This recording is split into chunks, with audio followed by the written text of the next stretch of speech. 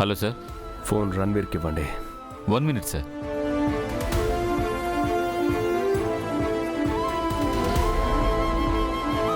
Amarender sir మీతో మాట్లాడతారంట.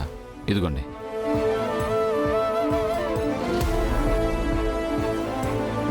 చెప్పు అమరేంద్ర, నా వైఫ్ ఎవరో కనిపెట్టావా? మనోహరే కదా నీ భార్య, మనోహరే కదా నీ భార్య, హరే కదా నీ భార్య.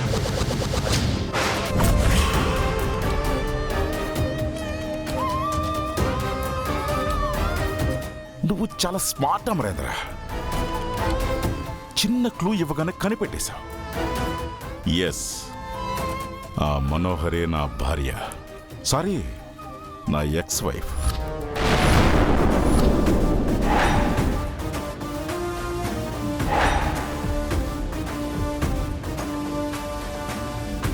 ఇన్నాళ్ళు నీ పక్క నుండి నన్ను కాపాడింది, తనను తను కాపాడుకుంది.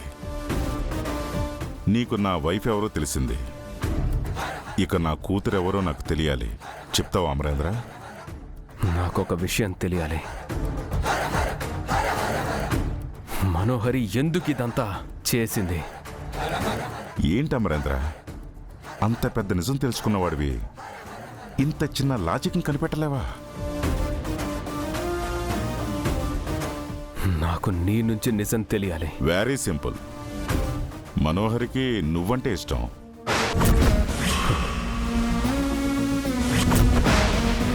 కానీ నువ్వేమో అరుంధతిని పెళ్లి చేసుకున్నావు. అప్పుడు మొదలైంది ఆ మనోహరి పాగ. నాకు ఆ అమ్మాయి నచ్చింది, నాకు ఆ అమ్మాయి నచ్చింది, నాకు ఆ అమ్మాయి నచ్చింది. నీకు అరుంధతికి పెళ్ళయి పిల్లలు పుట్టినా మనోహరికి నీ మీద ఇష్టం తగ్గలేదు. మనోహరి అయిష్టంగా నన్ను పెళ్లి చేసుకున్నా నా మీద ప్రేమ పుట్టలేదు. మాకు బిడ్డ పుట్టింది, కానీ ఇష్టం లేకుండా కట్టుకున్న నన్ను బలవంతంగా కన్న నా బిడ్డను వదిలేసి మనోహరి మళ్ళీ నీ ఇంటికి వచ్చేసింది. అరు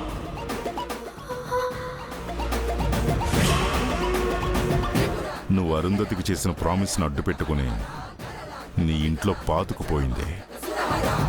తనంతట తాను వెళ్ళిపోయేంత వరకు మీరు తనని వెళ్ళిపోమని చెప్పొద్దు ప్లీజ్.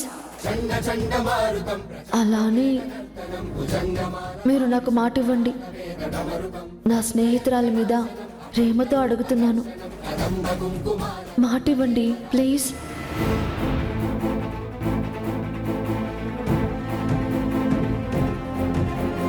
నాకు నా ఆస్తి రావాలంటే నా కూతురు కావాలి. అందుకే మనోహర్ లైఫ్లోకి తిరిగి వచ్చాను. కానీ నా కూతురు ఎక్కడుందో ఆ మనోహరికి కూడా తెలియదు. తన గురించి అన్ని నిజాలు తెలిసినా నన్ను నీ నుంచి ప్రతిసారి కాపాడింది. ఇప్పుడు నీకు మొత్తం అర్థమైందనుకుంటాను. ఇప్పుడు చెప్పు అమరేంద్ర, నా కూతురు ఎవరు, ఎక్కడుంది?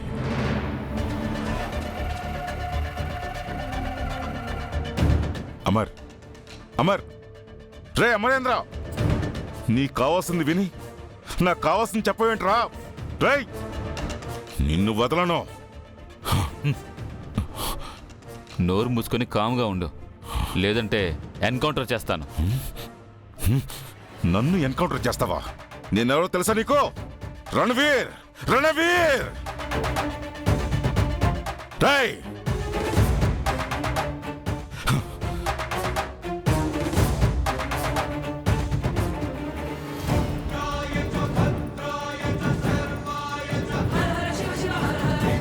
తప్పు చేశాను అరుంధతి. ఆ మనోహరి నీ ప్రాణ స్నేహితురాలు అనుకున్నాను, కానీ నీ ప్రాణాలను తీసిన హంతకురాలను అనుకోలేదు. నా గురించి నీకు మొత్తం తెలిసిపోయింది అమరేంద్ర. ఆరుని చంపిన నన్ను నువ్వు బ్రతకనివ్వవు, నీతో కలిసి బ్రతకలేనని నాకు అర్థమైపోయింది. తను నిన్ను చంపిన హంతకురాలని తెలియక ఇంట్లో పెట్టుకున్నాను. నన్ను క్షమించు అరుంధతి, క్షమించు, క్షమించు. నన్ను క్షమించమర్. నువ్వు నన్ను బ్రతకనివ్వవు, నీతో కలిసి బ్రతకలేనప్పుడు నేను నిన్ను బ్రతకనివ్వను. నా హక్కు దక్కని నువ్వు ఇంకెవ్వరికి దక్కడానికి వీల్లేదు. నిన్ను కూడా ఆరు దగ్గరికి పంపిస్తాను. Good bye Amarendra.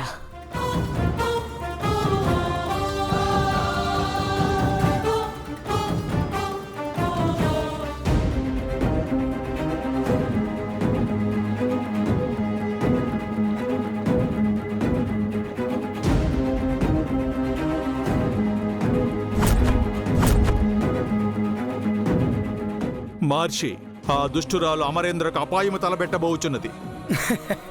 తన అపరాధమును కప్పిపుచ్చుకునే ప్రయత్నము చేయుచున్నది. అప్పుడు ఇదే చోట అరుంధతి బాలిక ప్రమాదమున మరణించినది మహర్షి. పత్ని ప్రాణములు విడిచిన చోటనే పతికి ప్రమాద సంకటము. విధి విలాసము ఎంత విచిత్రము. మహర్షి, ఇది దారుణము.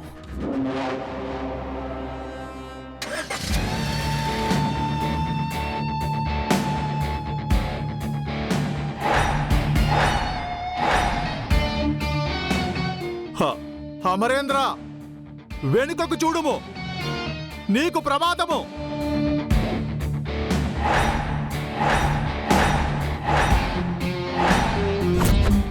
అమరేంద్ర! విచిత్ర, ఆగము. ఏమి చేయుచున్నావు? అమరేంద్రను కాపాడదము స్వామి. అది నీ పని కాదు. అమరేంద్రకు ఏమైనా అయినచో? ఏవైనా జరగని నీవు చూస్తూ ఉండుము. పాపము మహర్షి, పసిబిడ్డలున్నారు.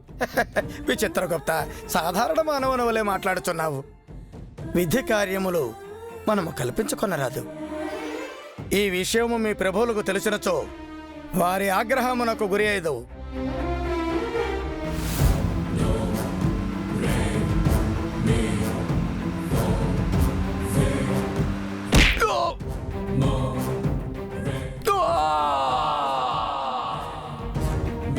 సార్,